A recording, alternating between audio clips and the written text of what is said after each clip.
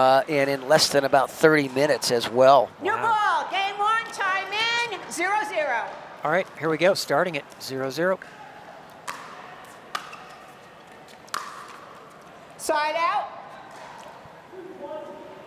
And do you know who Grayson, did he have an upset win to get to this spot? He's had two great wins. He took down Jack Sock earlier today. I got to see some of that match. And he's playing fantastic.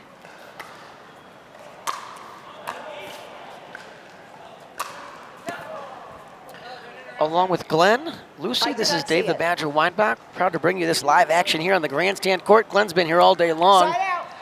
Staying focused, staying focused, buddy. Starting at 11. 0-0. Yeah, we've got the legend Dave Weinbach, currently playing mainly senior pro, but he played the men's qualifying yesterday. Oh, what a fantastic point, and Goldin finds the down the line Glenn for a clean winner. He's a great player, long, quick. 1-0.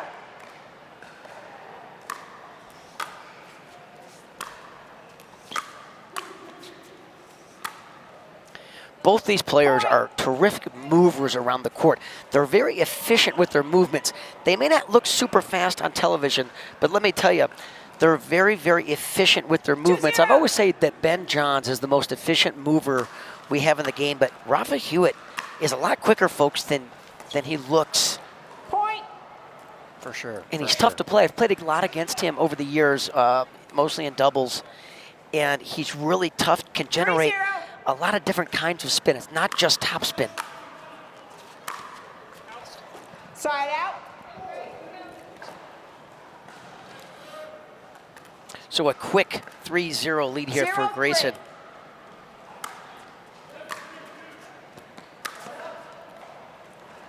Point.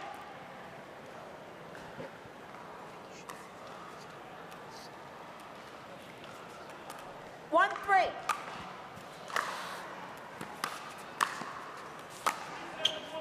Oh, that's a terrific backhand cross-court volley, getting that really deep in the court and putting a lot of pressure on Hewett.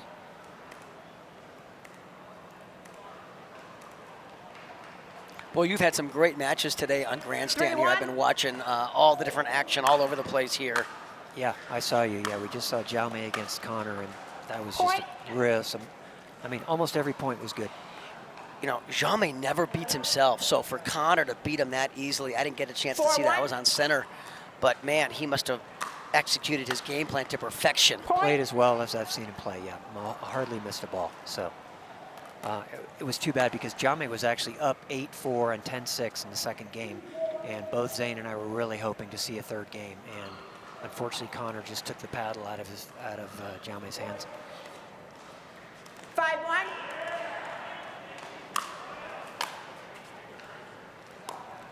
Side out. Called long. Grayson is appealing to the ref, and she's not going to overrule that. 1-5.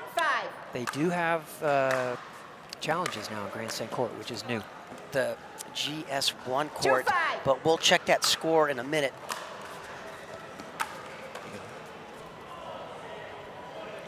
Point.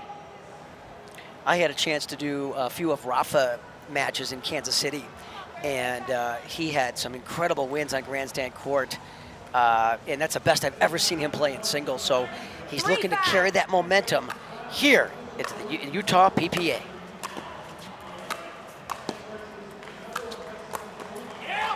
Some really nice shots there. Picked really perfect locations that made it hard for Grayson to stay on the point. I take that back. Hunter Johnson and Chris Hayworth have split. So Chris Hayworth coming over here on the grandstand court. Chris Hayworth, Hunter Johnson match after this point.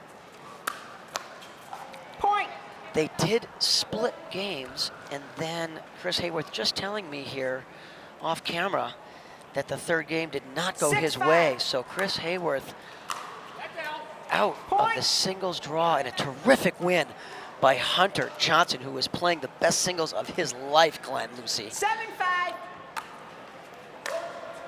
I saw Chris come onto the court and shake his head, and so that was my initial Timeout, thought receiver, that he had lost the 8-5, match because 1 minute. Tournaments are a fun and exciting way to grow your game. Connect with other players and stay active in the welcoming pickleball community.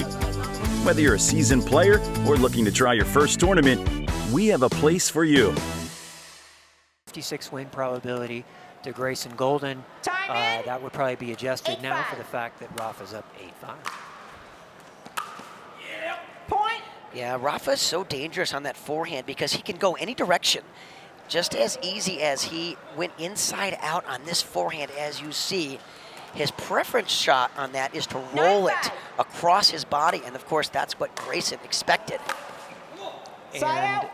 do you think that's easier for him because of his, I just noticed he's got the Western or semi-Western grip, which is very exaggerated for me. He goes to that Western on his forehand 5-9. drives. And that's going to sail Side way out. wide. So Goldin getting a little greedy here on some of these serves. 9-5.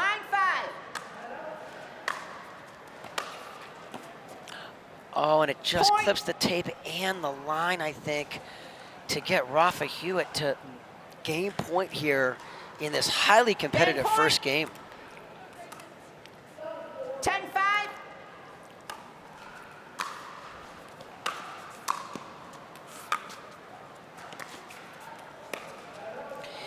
Point. And after a zero. Those he can't do for sure, but I am going to give a counterpoint, which is that I think you do have to go for your serve in singles, which 1-0. Zane and I were talking about earlier. And my theory has always been, I'm going to hit 10 serves, I'm going to miss one. One, I know won me the point, and then the other 8 are just better 2-0. serves that are getting me an easier third shot. Agreed. Agreed. So it's as we say, it's in the budget. Yeah, Right? I absolutely agree with you, especially in singles. I tend to get a little more aggressive on the serves and the returns, actually, in singles. For sure. Yeah, no, you can't, singles, you got to leave it all out there on the court. And you and I both 3-0. played some senior pro singles, so I know that what we say is worth listening to, Side right? out. We never played against each other, though, so Not in singles. thank God. We played a thank few God. times in doubles. We did, yeah. We had, we're actually a really good match, I remember, in the 0-3. mixed at Nationals.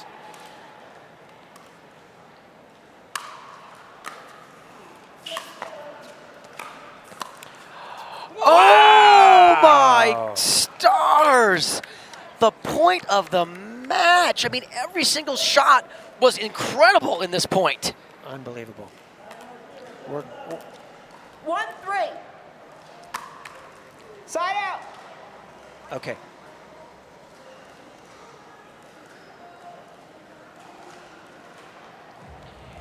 Let's watch this again and watch the Holland America shot of the day by Grayson Goldin with the stab. 3-1. Backhand cross-court winning volley. Yep, that's the same guy. The same guy, yeah. Hey, yeah, you use that too, huh? We're like, Rich Lopez and I used to do that all the time. We'd be like, same guy, same guy. Hit a great shot, 7.0 shot, and the next shot was like a 3.5 shot.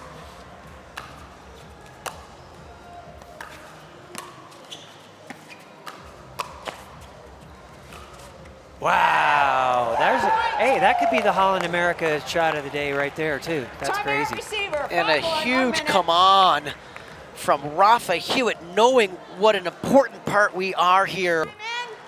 5-1. Point. And we're back here, obviously. I think we missed the very first part of that point.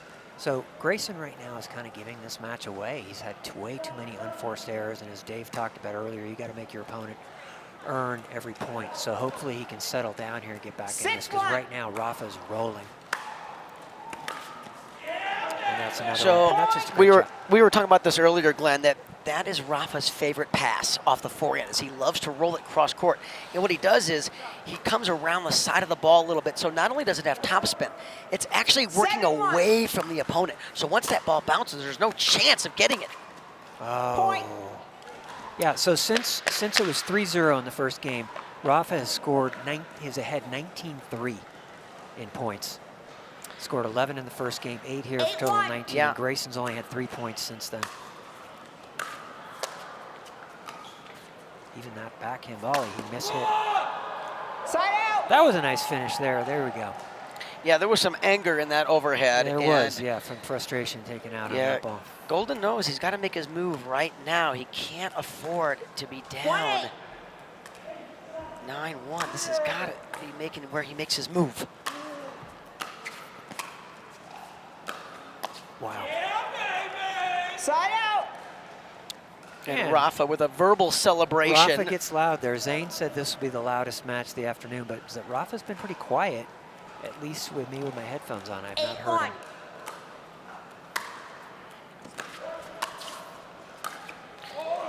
And we have a very interested watcher here on the grandstand court, and Federico Staxrud has come over about 8 minutes ago to catch this action, which probably means, Glenn, that he plays the winner. I'm going to guess too. And sitting, and who is that? And who's that 2 spots to his left there? That's one of the founders of the PPA, and Dirk Pardo, who 9-1. lives right in this area just south of here. So, Excellent coverage there by Goldin, Side out. anticipating that ball going to his right, moving early as we watch the replay. 1-9.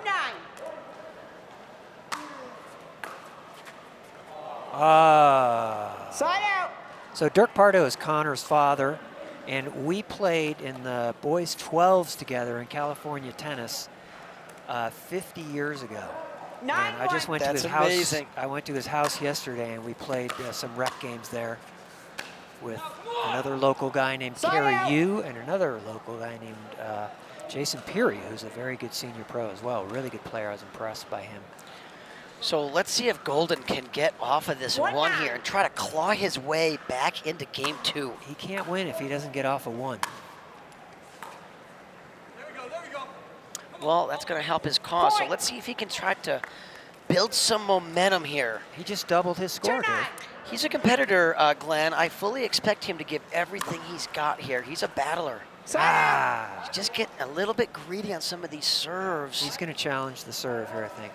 Oh, it was definitely wide. I can't overrule it.